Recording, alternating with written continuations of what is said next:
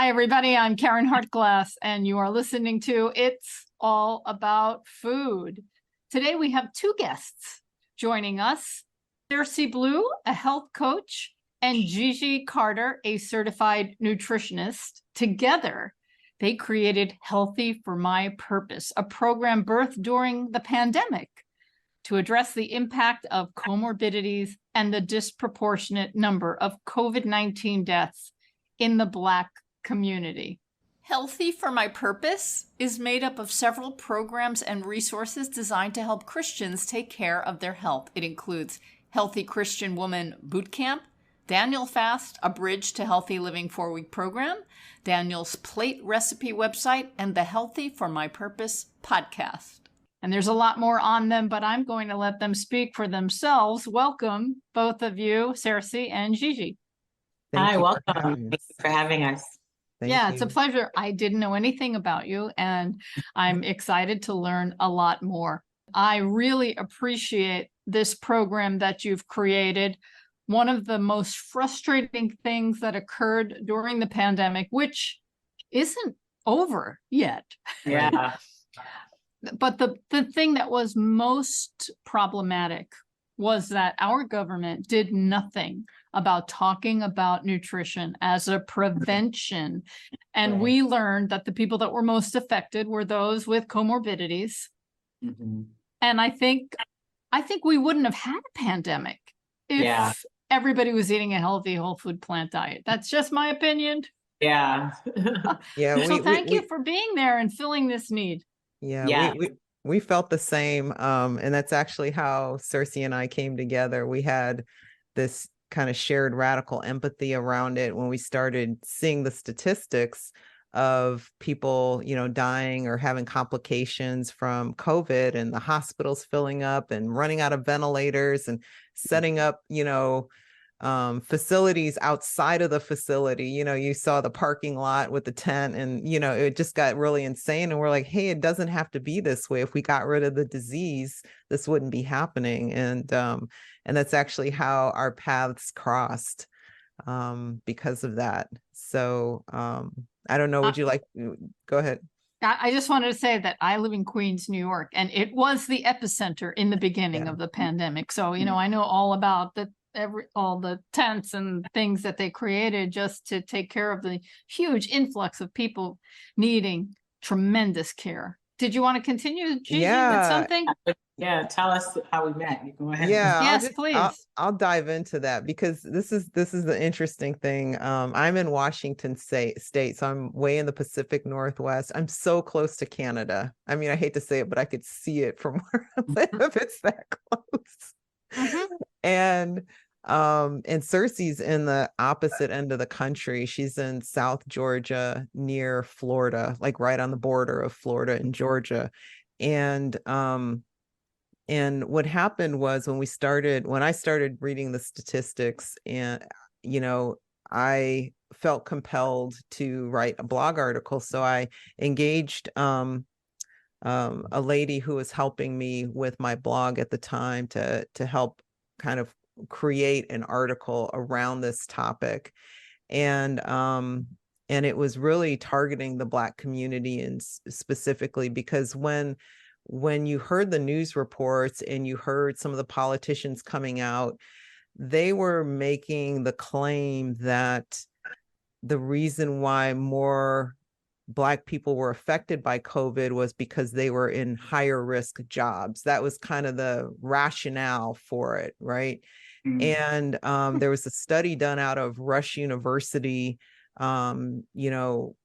later in 2020, but it was talked about. Dr. Kim Williams, who I'm sure you know. Yeah, love him. Yeah, I love him too.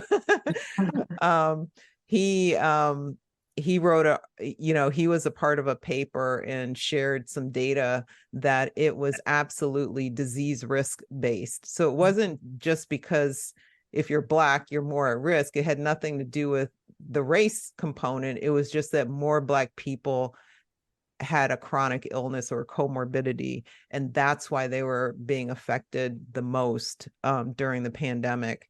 And so when when I published this article on my blog, the lady who was helping me was reaching out to different podcasts to try to get the message out, because this was kind of like needless deaths, that's the way I was viewing it. And she came across Sersie Blue, who at the time was called the Faithful Vegan. She's still the Faithful Vegan. I think Sersie, I think you'll always be the Faithful Vegan. And so she reached out, and Sersie invited me onto her podcast, and we had a really good conversation. And in the course of that conversation, I felt connected, learning more about her, to have her on my YouTube channel. And so, she came onto my YouTube channel, and then I wanted to write a blog based on her story. And then that's kind of what the cascade of events just kind of kept going. And then we ended up partnering. I'll stop here and let Sersie kind of chime in here. Yeah, so I guess I'll start. I guess I'll just go ahead and start with my story of how we kind of came to this, and just how we kind of narrowed in on a niche even within the Black community, because we realized, the Black community is so diverse, but we saw even a special need even within that we were able to serve. And so I'll just start with my story, and then I'll circle back to that. But for me, my journey started back with my journey when, in my last trimester of my pregnancy, I was actually diagnosed with high blood pressure. And so at the time, I didn't really realize how serious blood pressure was. My mom had it, my grandmother had it. So it just seemed like, okay, well, I just had high blood pressure. And I didn't realize that pregnant women who have high blood pressure are at a higher risk for complications before, during, or after their delivery. And this is actually even higher for African American women. And so I had a complication during my delivery, and my son ended up losing oxygen to his brain. And so for the first year of his life, he was a special needs baby, where he wasn't able to drink on his own. So he had a feeding tube and some other 24-hour care basically around the clock that we had to take care of him. And then shortly after his first birthday, he passed away due to complications. Because of all of the complications and stuff like that. And so I wasn't aware of that. I'm sorry. Yeah, and you keep telling your story. Yeah. That's brave. Yeah. And, and so you could imagine, because it was a trauma for the whole year leading up to it. And then obviously upon his death, that was trauma on top of trauma. And so as you could imagine, that was like the lowest point at that point of my life. So I think, at that point I had, my depression, just, at that point, even with food, I would think I was emotionally eating more of quote unquote, the standard American diet, but probably even worse, like more processed things and things like that. And so I was just at this very low place. And at the time, I was a woman of faith. I was a Christian woman. And so I had support from my family, my friends. Of course, I was still praying, and I was still in a community. But there was just that dark time with that trauma. And so just out of the blue, a friend of mine said to me, "Hey, I'm going to be doing the Daniel fast. Do you want to join me?" And at the time I was like, "Oh, I don't know. I'm kind of in a rut here. I'm just trying to do my own thing, And for those of you who are not aware of what the Daniel fast is, it's something that churches do around the world. Usually they do it in January. And what it is, it's based on the book of Daniel, where Daniel was asked to eat the king's diet, which was basically, we call it the standard American diet because it was filled with cheese and meats and wines. And Daniel basically stated that, I'm not going to eat the king's diet, but if you just give me 10 days, all I'm going to do is eat plants. And if I'm not as strong as the other men, then I'll go ahead and eat the king's diet. Because they were training these men to be, the physically elite in this state here with the king's palace. And so he said, okay, go ahead. He did the plant-based diet for 10 days, and Daniel and his friends were 10 times healthier than the people that were eating the king's diet. And so the church collectively was inspired by this whole concept and said, hey, we're going to eat whole food, plant-based, no preservatives, no any added sugars or caffeines and all of these other things. And we're going to do the Daniel fast every January to kind of do this reset. And the church has been doing this year after year. So basically it's a whole food plant-based diet. But of course you add in, there's prayer and meditation and community and things like that, all wrapped into that bundle. Okay. So here I am. I said, okay. So I was like, well, I'll do it with you, but I'm going to add eggs and I'll add some cheese. Cause I was just thinking of trying to make this as comfortable as possible for myself, in the middle of what I was going through. I felt I still needed certain comforts. And so she said, listen, if you're going to do this Daniel fast with me, you're going to have to do exactly the way it's designed. And in that moment, I just remember really arresting me. And I was like, okay, I'm going to do this Daniel fast exactly the way it's designed. And so I jumped full steam ahead in it. I did it exactly. I didn't tweak it in any way. And within like weeks, I can't even tell you if it's 3 weeks or a month, my blood pressure was regulated. I lost weight. I had mental and spiritual clarity. And, my depression was gone. Like everything just opened up in that short period of time. And I was like, what had just happened here? So I'm thinking, am I an anomaly? Did I just have a miracle, or what's going on? And so I started to do a little more research, and I kind of started to do some research, and I realized, wait a minute, a whole food plant-based diet is the only diet that has ever been proven to reverse heart disease and help with diabetes and weight loss and high blood pressure and so many, and certain cancers and all these different ailments. And I was like, wait a minute, this wasn't miracle in that sense, but it was a divine alignment that what Daniel was doing in the Bible with eating just plants to edify himself was actually matched what the science was saying in modern times. And so I went on this journey to help women of faith connect their food to their faith.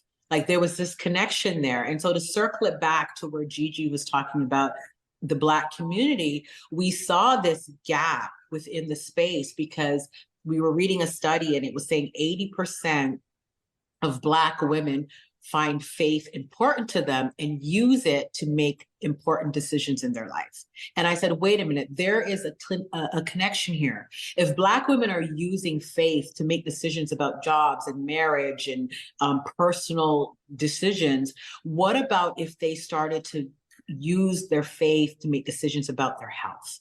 And so we started on this journey to help women realize that, wait a minute, your faith, actually, your eating healthy is actually a spiritual practice. And if you align them both, not only are you going to elevate spiritually, mentally, and emotionally, but you're going to actually be living out your faith on a higher level. Mm-hmm. It's brilliant. And I've often said that churches and other religious communities are the best place to educate about healthy diet because it really aligns with all of the principles in life to take care of ourselves and each other and the planet. And then I ask myself, well, what happened? Because there are plenty of references in the Bible that tell us to eat fruits and vegetables. Yes. Genesis 1:29. Exactly. And there's this Daniel fast. Why aren't people doing the Daniel fast all year? Once they do it, don't they feel great? Don't they want to continue feeling great? What's the disconnect there? Do you have any idea? Yeah, and Cersie's story, I mean, this was over 11 years ago when this happened. So she did the Daniel fast one last time, I should say, and never looked back and just made it a lifestyle. And that's actually why we wrote this book, Daniel Fast, Why You Should Only Do It Once. Because we see a need in the church, in the Christian community, because 70%, over 70% of evangelical Christians have one or more chronic diseases, and that's greater than general population. So there's a disproportionately higher number specifically within the church community. And, you know, we just think it's absolutely ridiculous to do this for 3 weeks and then go back to the standard American diet that's causing all this sickness. That's, you know, it's a financial impact. It shortens lifespan, health span, of course, and really, you know, puts people in a position of dependency that is not, you know, is not obviously advantageous for anybody within the medical system. And so this book is really a book with some pretty candid, you know, candid conversation in it for people of faith.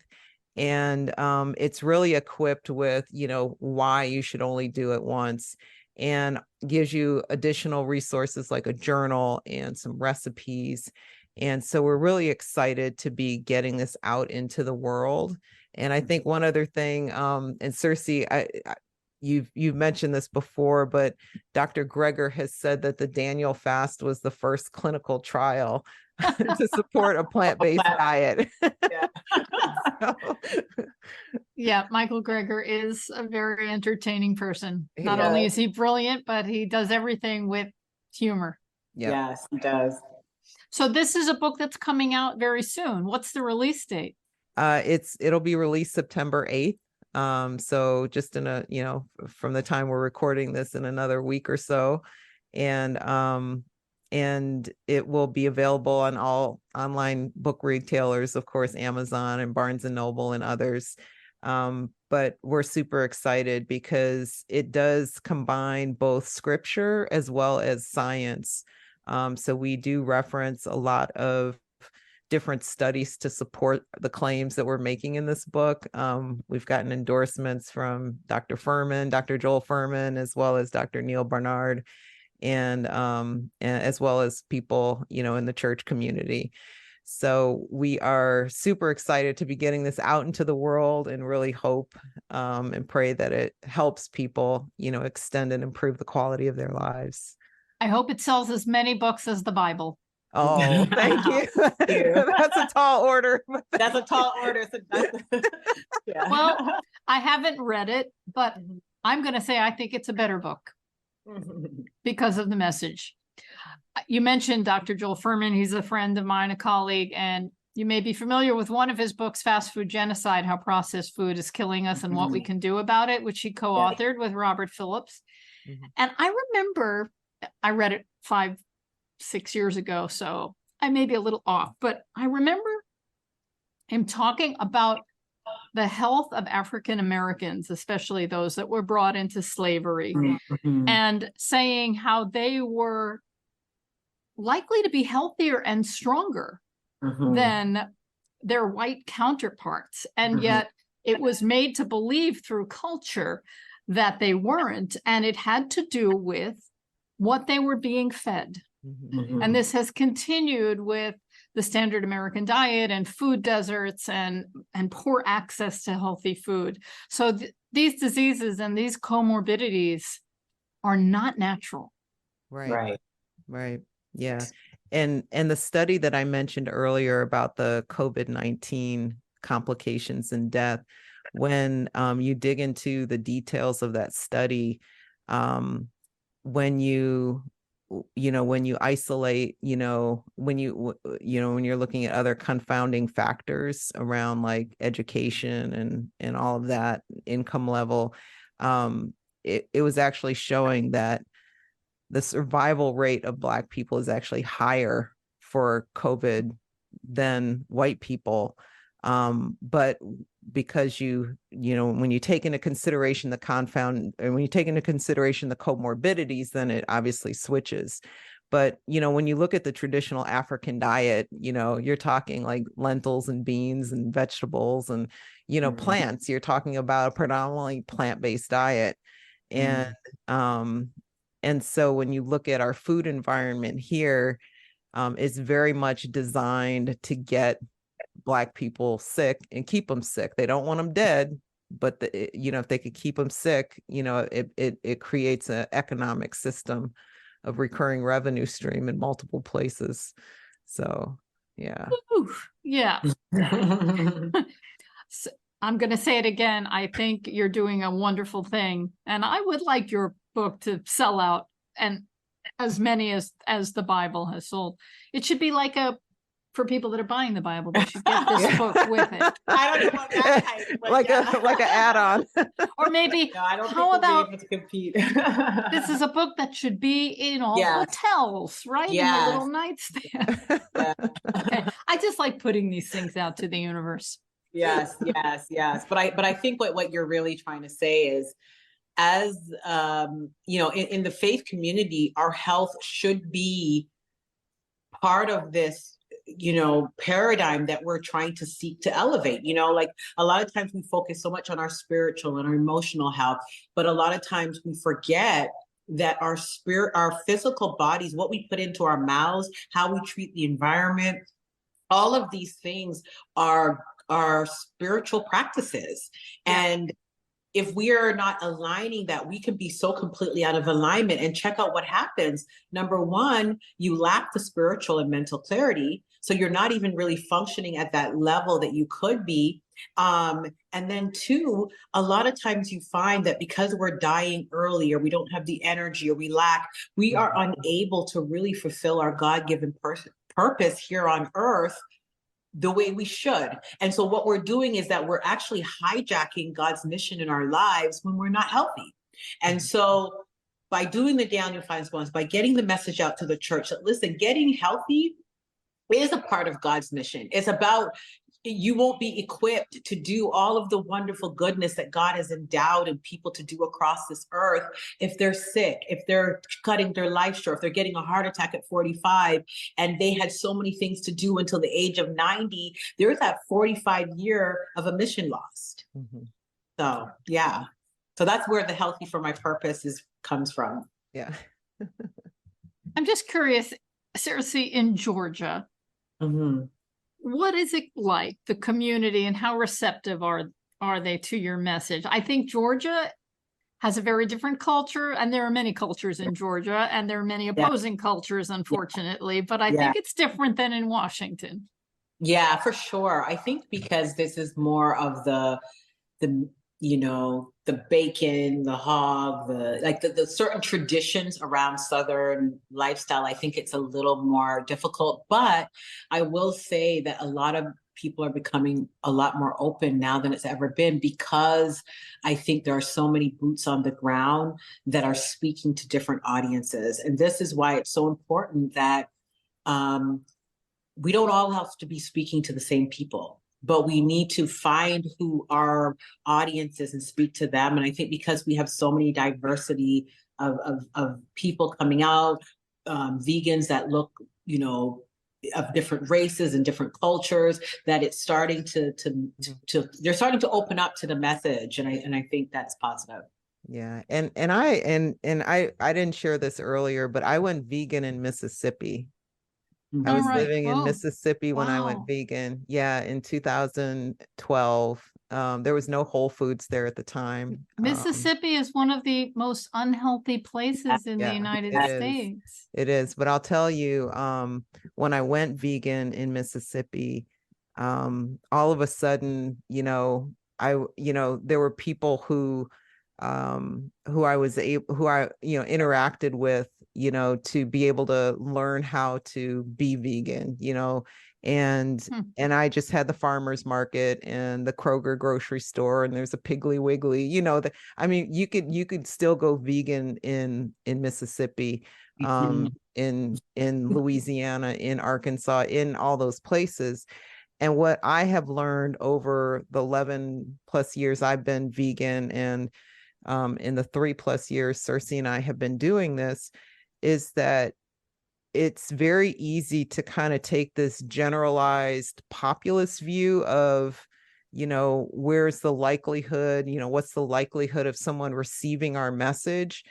and just kind of ignore it, and just kind of accept it for what it is. But people are people, and each individual, and we approach it as an individual kind of message.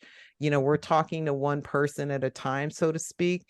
And what we find is that, when we reach that one person, they come to us. And we know that when we can help that one person, it's not that one person, it's their family, it's their coworkers, it's their church community.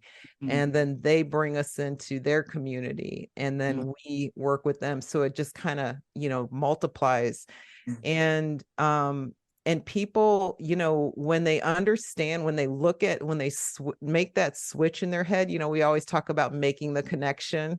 When they make that connection between their faith and their health, the whole game, the game just completely changes. This becomes really that additional why. When you think about, like, why did I go vegan? I went vegan for the animals, or I went vegan for my health, or I went vegan for the environment. Well, this is that or social justice reasons. Even this becomes that fifth why for going vegan. I'm doing this for God. I'm doing this because I know the Bible says that my body is a temple. It houses the Holy Spirit.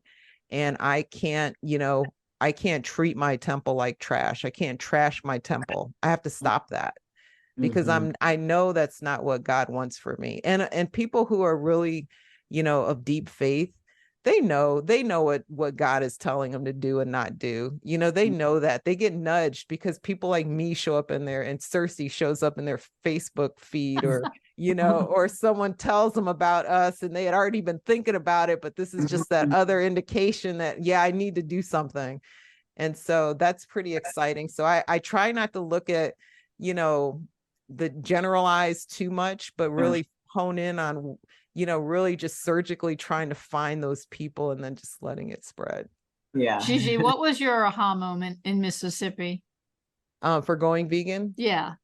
Yeah, for me, it was the animals. That was my first motivation. I mean, I was having health problems, and I actually went vegetarian for health reasons. And but I was one of those, I can't live without my cheese, person.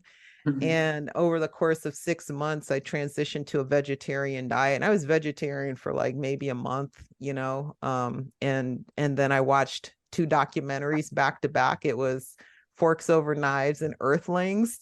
And I walked into the kitchen, and my husband was, I don't know, at his laptop. I was like, honey, I'm going vegan. And so he was like, okay, I'll do it with you. He had been having some health issues, and he knew about the work of Dr. Dean Ornish, and so he was kind of moving in that direction anyway. And this was just kind of the tipping point he needed. So we've been vegan since July 2012 and haven't looked back. Brilliant. This is my 35th anniversary month of Wow. being vegan. That's And amazing. I was vegetarian a lot longer. And I actually went vegan in Israel because I was working for an Israeli company at the time. And I thought, this is the moment, I'm ready. And it'll be easier to do it when I'm alone a lot and eating on my own, and nobody has to hassle me. And plus, in Israel, especially back then, they knew what was in the food. In a lot of places, they don't know what's in the food, but they know when there's dairy, and they know when there's meat because of the kosher rules. So it was, and now it's, I think, one of the most popular places for veganism. Veganism is thriving there. They even have a Black vegan community that migrated there from America too. It's amazing. Very interesting. I like to say there will always be hummus. Yeah. It's the great uniter of foods. I mean, hummus just unites everybody. So, it does. Yeah. It is the great uniter of foods. Yes. Okay. How does it work? What do? Do you go to a church and you present a program?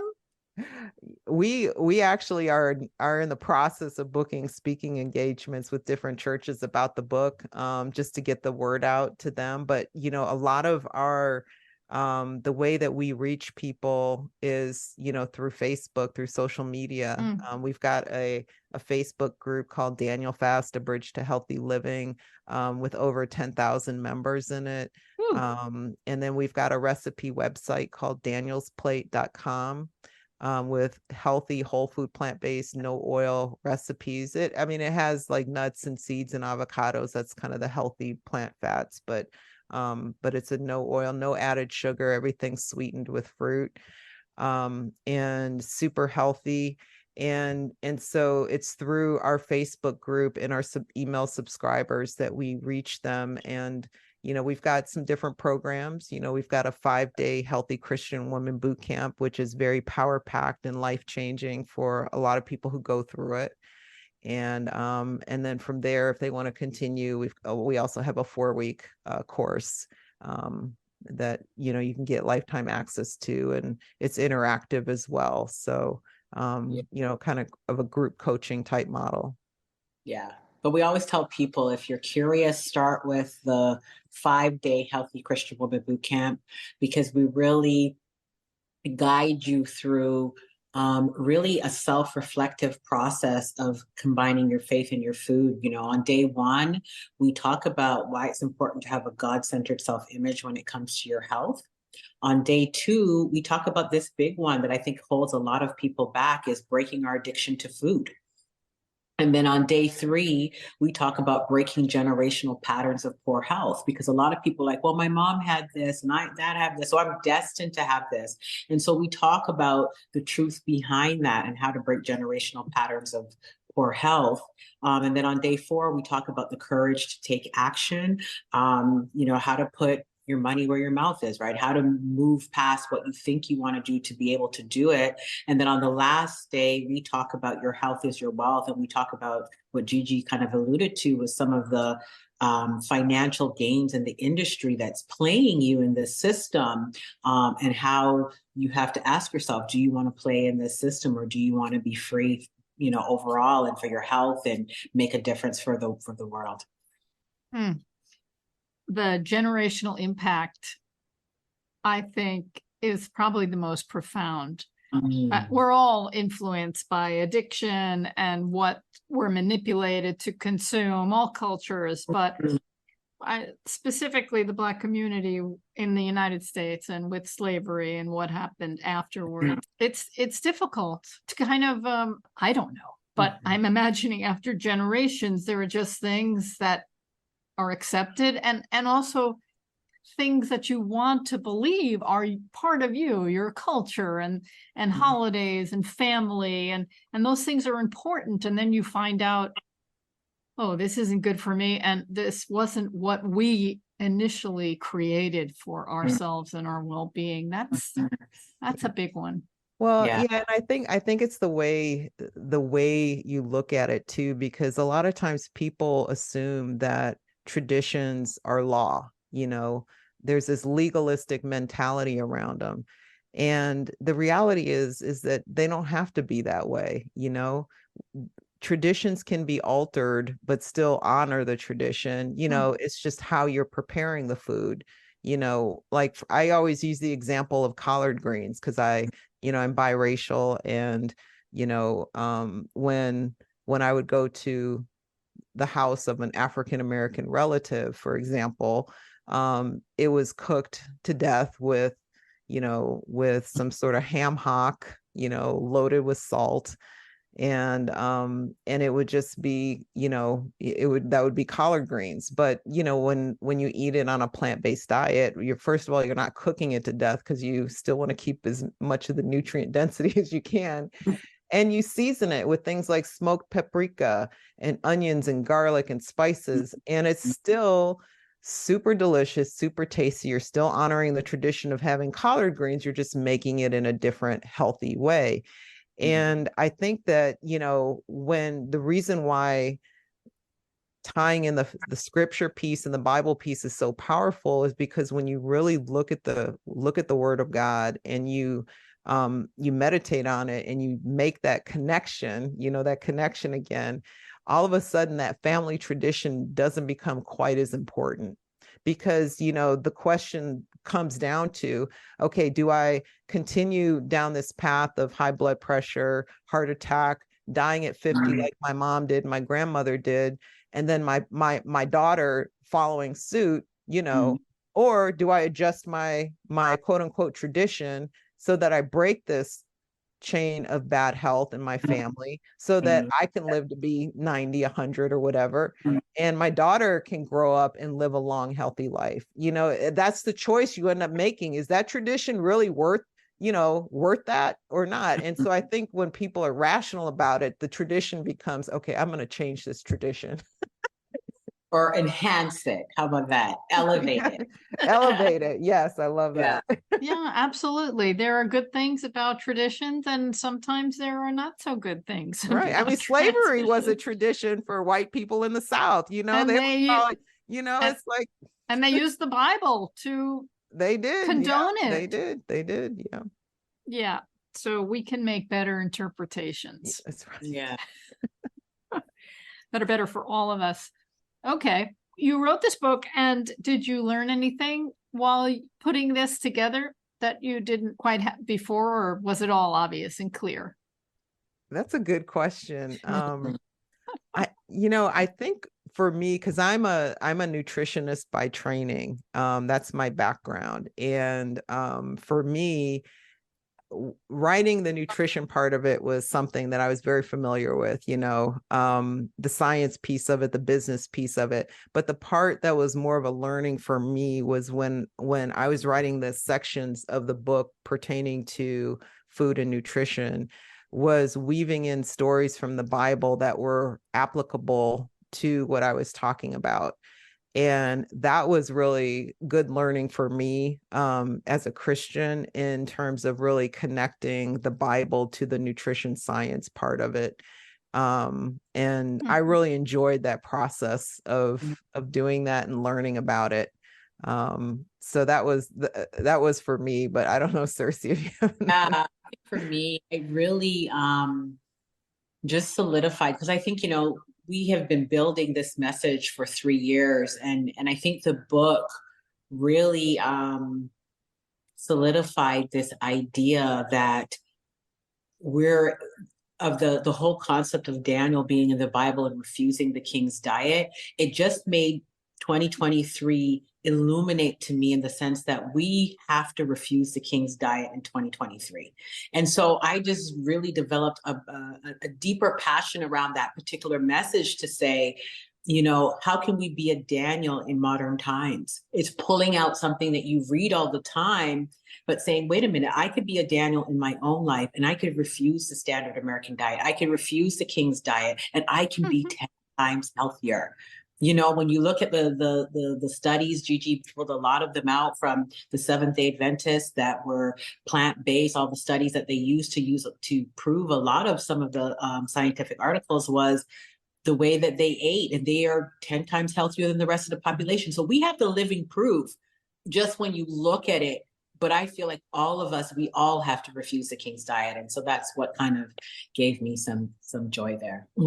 What are the recipes that you include in the Daniel fast? Yeah. So the recipes, right now, our website, danielsplate.com, is loaded with over 100 recipes that are considered Daniel fast recipes. They're things like, sweet and smoky black-eyed peas and greens. We've got Asian noodle salad. We've got salad in a jar recipes, Southwestern salad in a jar. We've got lots of different oat-based recipes, baked carrot cake, baked oatmeal, for example. It's pretty extensive, but it's all healthy. It's all whole plant food. We even occasionally have a few like TikTok trend recipes in there, like girl dinner. The mocktails, the mocktails. We've got some mocktail recipes. The girl dinner is actually one of my favorites. It's basically just like a crudité platter, like with raw veggies and some nuts and olives, and it's just like this. The girl dinner concept, is just cleaning out the fridge of whatever you have, and that's what you eat for dinner. And it's really, almost limitless in terms of what you can eat while doing the Daniel fast. A lot of people are surprised at how good they feel just after 2 days of doing it, 2 or 3 days. and really the goal is to get people to not be afraid of not eating meat and dairy and eggs. That's really kind of the goal of, especially with our Healthy Christian Women Boot Camp. Over the 5 days they're doing this Daniel fast, and so it's really eye-opening to people at not only how good they feel, but how satisfied they feel. As long as they're eating enough. It does, you do have to educate people on portion sizes, because a lot of times, you go somewhere, or even at home, you make a salad, it's on that little saucer plate, with some iceberg lettuce and mushy tomatoes. So we just completely break the paradigm around that. And salads are just these huge, like mixing bowl size salads with a rainbow of veggies and some lentils or beans, and they're just so healthy, so satisfying, extremely filling, and healthy and good for you. So It's eat better, not less. Eat better, not less. I love big food. Big salads. And and a lot of times too, people will say, well, it's people trying to eat a plant-based diet, do they follow through, or do they kind of fall off the wagon when you're trying to introduce somebody to the plant-based diet? And Dr. Greger talks about a study that they did actually in the South, where they had people do a plant-based diet for 30 days and they called it vegan. And then they had people, because it's the Bible Belt. So they asked the people of the same Bible Belt people to do it, but called it the Daniel fast. And what they found is that they had 99% compliance when the people did it and labeled it the Daniel fast. Why? Wow. Because they were connecting their faith to their food. Whereas when they just thought as a vegan diet, they fell off the wagon very instantly. And that's the perfect example of the power of connecting people's core values with their food choices. Yeah. Okay, that is really profound, because that was going to be my next question, because I know of many programs and I've interviewed people who have had them where they work with people, and after 3 weeks, 3 months, whatever, they go home and they fall off because their friends aren't doing it. They're just tired and they don't want to start making things. So they go out, fast food, it's just there. The access is easy, and they lose it. So that's really profound. Because you're getting a why that is anchored in your soul. That's a different why than I'm just doing it to lose 5 pounds. Because sometimes it's a fad, or I'm just doing it because I want to try it. But when you can anchor your why in the most center core part of your values of who you are, because let's face it, a lot of times when you think of your faith, it is so simultaneous with your identity that it's hard to shift it. And so if you can merge those two together with my faith and what I'm choosing to put in my mouth, and that they're linked, it's an unbreakable chain. I am going to marinate on that for a while, and I'll tell you why. I think it's wonderful what you're doing, and I hope you attract a very big community. The Christian community is there waiting and needs you. And it's big, and there's plenty of what's the word I'm looking for? It's just ready-made. The people are there, the venues are there, and they need this message. But then personally, I am not a religious person, and there are many people who aren't. And I'm just wondering, what is that spiritual missing link to get people who don't have this religious factor to get that message as well? That's not for you. You already have your work cut out for you. I'm just thinking out loud here about how I might use that information. Let us know what you come up with. I don't know if you know this, but 17 years ago, I was diagnosed with advanced ovarian cancer, and I had a 10 to 20% survival rate, and I should be dead. That's another story. But after I got through all of that and realized what it was I needed to do, and some of it was spiritual and some of it was dietary. I had already been vegan for a long time, but I improved my diet quite a bit since then. Sometimes I coach people who are going through a health crisis, and one of the first things I ask them is, do you want to live? And from the answer that I get, I know if they're going to make it or not. So there is this There's something here There's that everyone has something to find. about living and wanting to live, and what is your connection to life in Yeah. this life? Yes, yes, there's something powerful there. Yeah. Yeah. Yeah. Mm, Yeah. yeah. Okay. I like that. Uh, Mhm. so we have the food, and that's the most important thing, because if you can get delicious things in people's mouths and they don't think they're going to be deprived, I think the rest is easy. Mhm. Yes. Well, maybe not so easy, but easy. It's a good starting point because Yeah. people sometimes, and Gigi, you could talk a little bit about this. They automatically think just because I try something one time, it is not. We have to remember that these foods that we're used to are packed with oil, sugar, preservatives. So it's hijacking our palate. And so when Yeah. we take real fresh food, our instinct is, oh, it's not that great. But no, it's not that it's not that great. You have to give your palate some time to recalibrate from all of the, you know, basically the meddling that has been done by these processed foods. And if you give it time, you're going to find it's the opposite, that when you start to eat stuff that are oily and salty and junky, you're going to be like, oh no, I don't like this. And so it's about teaching people that our palate has a mind of its own, that you have to give it time to reform itself. Yeah. Okay, so your book is going to be a great resource.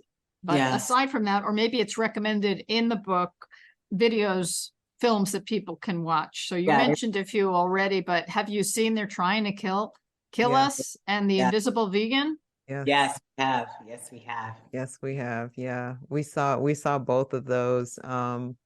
And we're looking forward to They're Trying to Kill Us to actually come out, because we got an advanced copy of it because of our support early on when they were Right. making the Yeah, I film. bought the film and I'm not quite sure where it's at. Do you know? Yeah. Yeah, it's not really available at the moment, but I think when I looked at the Instagram account of John Lewis or They're Trying to Kill Us Instagram, I think they mentioned that they're still working to get it out there, but they're having some resistance with a few of the sponsors Oh, because it makes them look bad. So I'm not sure who those sponsors are.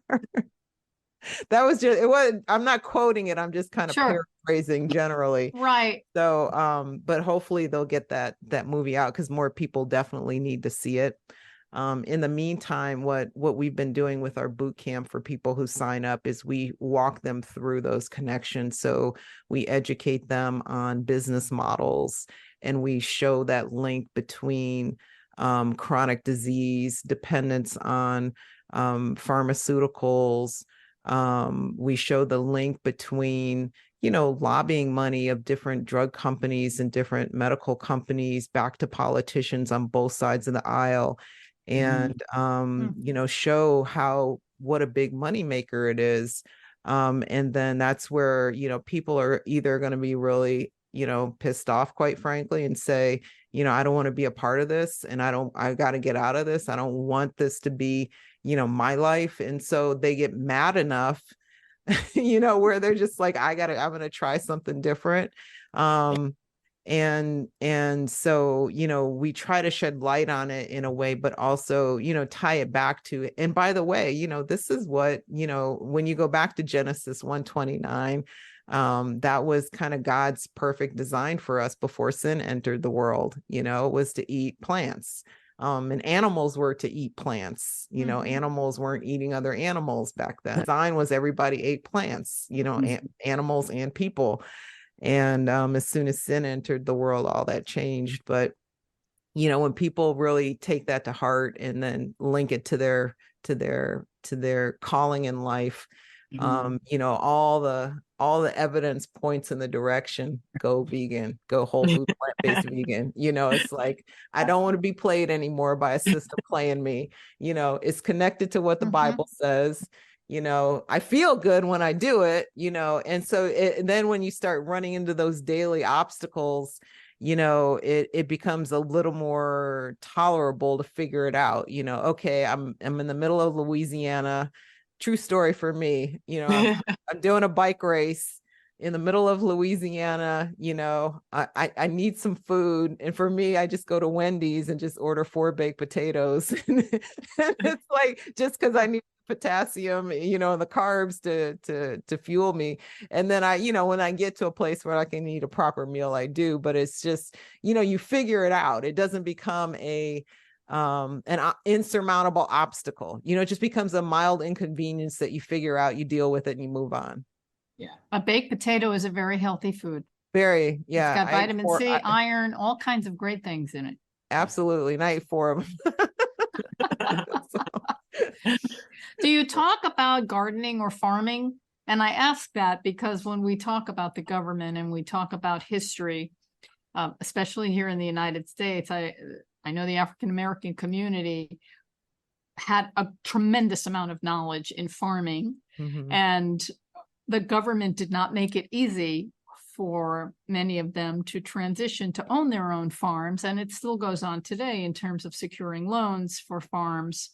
There's a lot of discrimination there. Yeah, I would say I'm not as knowledgeable about the business impact of it. I do know that there's definitely a trend in the Black community to have your own garden at home. Not necessarily as a business adventure. And I know that, and we've interviewed on our podcast a gentleman who is specifically a Black gentleman who specifically focuses on gardening in small places. So if you're in like an apartment or a small house with a little bit of land, like he specializes in more container type food growing.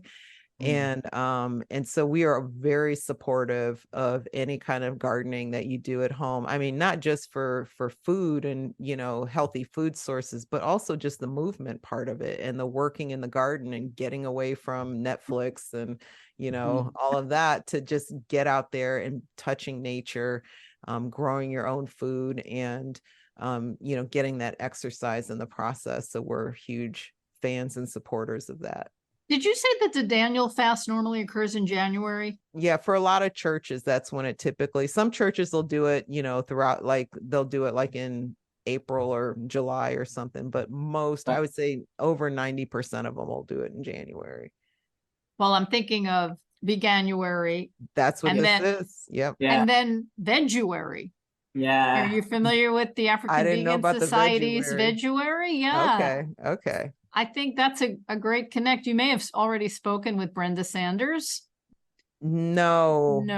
Okay. Well, you need to. Because, because they have this Veguary program. So it follows Veganuary, but it has a Afro-vegan focus. Okay.